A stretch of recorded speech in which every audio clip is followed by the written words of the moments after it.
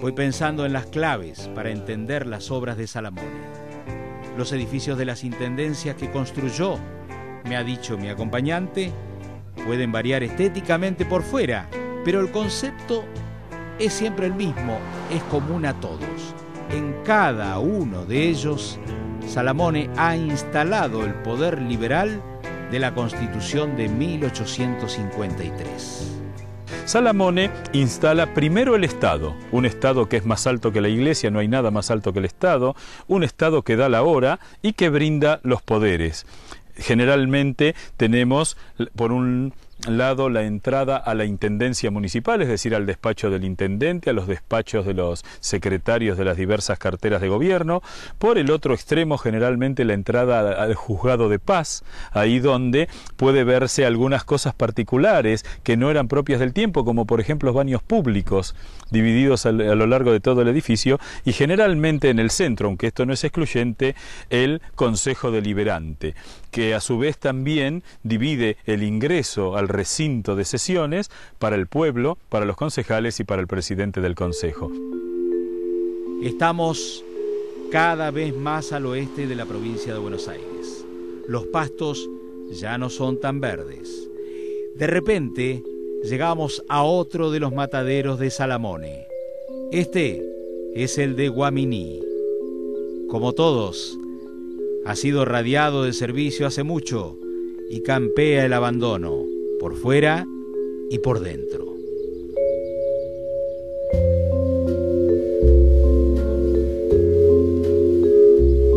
Lo que ocurrió con Guaminí y la obra de Salamone es absolutamente singular. Frente al espectacular edificio municipal, esa tarde sofocante, el director del museo, Eduardo, me contó que pudo reconstruir el impacto que significó la instalación de esa construcción futurista en el corazón de Guaminí en la década del 30. Que hay un impacto político. Digamos, el gobierno conservador de esa época eran pueblos chicos estos, y digamos, lo que era la pelea partidaria era muy fuerte, digamos, ¿no? Y hay una suerte de no de ignorar la obra que se estaba haciendo, sino de evaluarla y de darle connotaciones políticas, como se haría hoy día prácticamente igual, ¿no? Eso por un lado. Y por otro lado, se refleja en periódicos inmediatos posteriores a la construcción, para ir en el 39, por ejemplo, en el 40, del intento del gobierno municipal de atraer la gente nuevamente a la plaza, lo cual dejaba a las claras que la gente se había ido de la plaza, ¿no? Cuando Salamone hace la municipalidad, desaparece la plaza, donde había un kiosco de refrescos, un lugar de juegos infantiles, el lugar de la cita obligada para los novios, el lugar donde la banda de música tocaba sus retretas por lo menos una vez por semana.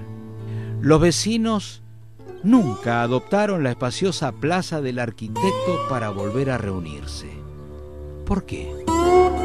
Desde el punto de vista técnico, ver una mole de estas acá, en la década del 30 que había gente que no conocía la ciudad.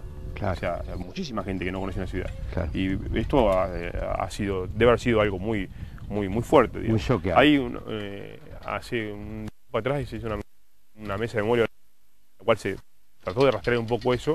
Y, por ejemplo, a mí me sorprendió el hecho de que nadie se acordara del momento de construcción del matadero. Ah, sí, estuvimos en el matadero. Nadie se acordaba del momento de construcción de eso. ¿Por qué? Y no sé, eso es lo que me sorprendió a mí, ¿no? Debe ser alguna especie de shock histórico.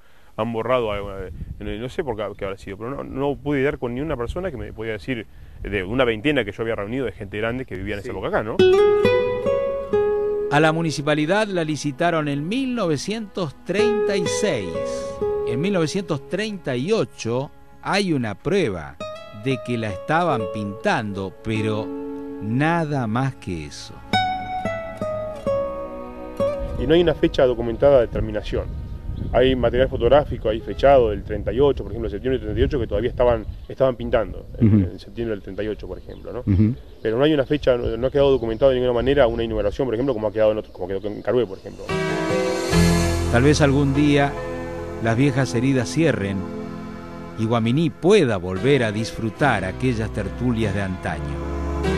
El edificio municipal está parado con sus balcones al frente, orgulloso, como una proa hacia un futuro venturoso. ¿Y hoy en día hay algún principio de revalorización de la obra de Salamone aquí o cómo está la situación? Lo cierto es que por ahí la gente está consciente de que mucha gente viene a verlo, ¿no? Puede que sea un paso previo a un reconocimiento, ¿no? Ahora seguimos nuestro viaje hacia Carué, todavía más lejos. Es que la mano y la obsesión de Salamone no tenían límites. Fueron pocos años de trabajo, es cierto, en los que hizo centenares de obras, pero de repente, un día, su fuego se apagó. ¿Tuvo una época de fama, de gloria, de dinero? Mi sospecha es que Salamone debió ser millonario, porque la cantidad de obras que hizo hablan de montos, hablamos de millones de pesos en tiempos en los cuales estas cifras eran enormes. Evidentemente algunas cuestiones de su vida personal le hicieron gastar mucho dinero, existen varias fábulas. No fue nunca un hombre reconocido ni un hombre famoso, es más, en muchas de las obras en la inauguración él no estaba. Es decir, que simplemente se había dedicado a la construcción. Esas tensiones en la vida familiar que lo llevaron en los últimos años a una gran soledad. Hay un juicio que le inicia la provincia de Tucumán durante el golpe del 43. Él había hecho grandes obras de pavimento. Lo acusan de haber estafado con los materiales. Él gana el juicio, pero durante un año y medio se exilia en Uruguay. Al regresar de ese viaje, que a mi entender fue un quiebre en la vida, esto lo hemos hablado con alguno de sus hijos, él vuelve con 20 kilos menos de peso, vuelve verdaderamente demacrado, deprimido, estamos hablando del año 45, y a partir de allí se ve una gran disminución en la capacidad de trabajo de Salamone y de alguna manera un lento declive que lo lleva a su muerte solo en Buenos Aires en 1959. En Carué levantó el edificio municipal más alto de todos, con una singularidad. Es un edificio que tiene una fuente de agua en su base. Esto tiene una historia muy interesante. En ese tiempo, los concejales de la oposición no quisieron dar quórum y hubo que irlos a buscar después de 3 citaciones con la fuerza pública, con la policía, para que la ciudad no perdiera el crédito millonario que le permitiría hacer las obras. Salamone pensaba hacer aquí una especie de Torre de Babel.